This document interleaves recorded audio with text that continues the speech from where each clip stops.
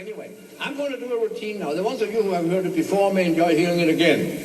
And the ones of you who have not heard it before may enjoy hearing it again next time. I'm speaking of the phonetic punctuation.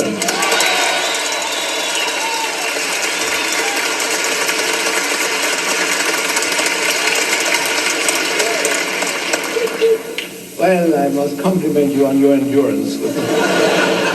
However, had I known this, as I said before, we would have started with it and been home by now. But I certainly appreciate your enthusiasm, indeed. I invented phonetic punctuation many years ago. Punctuation. And it was in 1936 when I first found that people who speak together don't understand each other clearly. But when we read or write, we use punctuation marks in order to underline the meaning of our sentences. But we do not have that support when we speak. So why not integrate punctuation marks by giving them sounds into our speech? Then we can underline what we intend to convey to each other verbally. Yeah. Now, what the heck was all that now?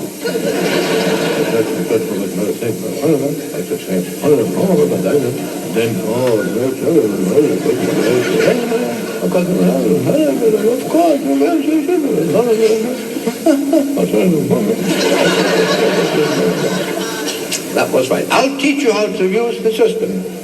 A period sounds like this. A dash. An exclamation point is a vertical dash with a period underneath. The comma. Quotation are two commas. Or if you happen to be left-handed, question mark is a little difficult. And finally the colon, the two little dots. You may put them over each other, you may put them under each other, you can put them wherever you want to put them. That's it. I'm going to read a paragraph from a book I have here. The same book I read from before. My father inherited that, I told you, from two of his cousins. They were twins. Identical twins. But they never knew which one of them was the identical one because they looked so much alike. My father told me, he was much older than I was, of course, because my father was born in 1847. He was 60 years old when I was born, so he was almost my grandfather. And he knew a lot of things that I didn't know, and I know it now.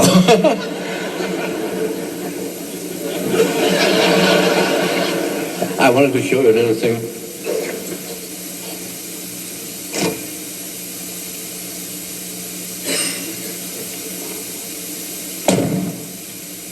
I have 7 grandchildren, and the youngest one, when she was the youngest one, which she isn't anymore because there are 2 more, but she's now almost the oldest one, because not necessarily yet, but she's in age, it always came. And this is a thing she did in school for me. I always show that to the audience. That's great. I did a notebook, I write notes in it.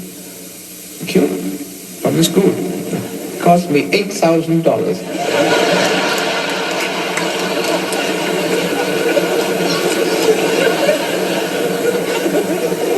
She was the one who came home.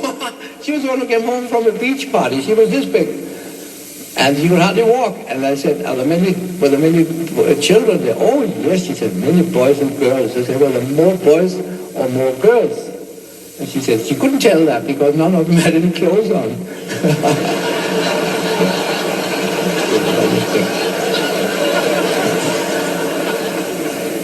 I have a short story right here in the beginning of the book. Page 9. Oh. Page 6. In the open window there suddenly came light. Beautiful Eleanor sat alone, dreaming of one thing. 2 years had passed since she met Sir Henry. She could still remember the unhappy evening when her father had thrown him out. They had been sitting in the park, and Henry had said, "Darlings."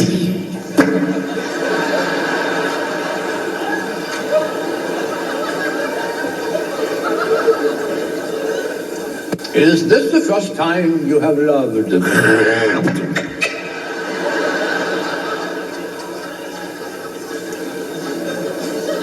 And she had answered, "Yes." "And it is so wonderful that I hope it shall not be the last."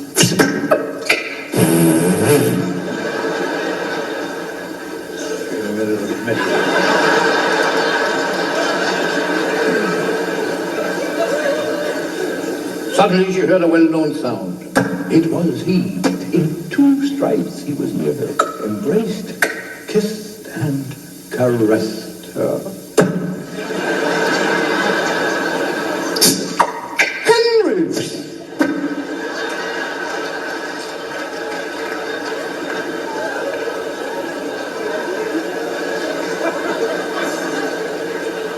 "What is love?"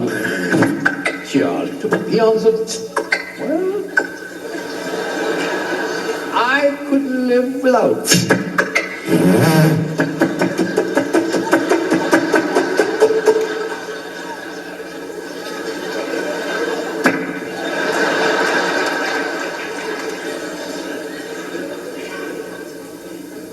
He asked, I'm sorry, left-handed, "Where have your thoughts been?" And he answered, "My maiden." Suddenly he had gone. All she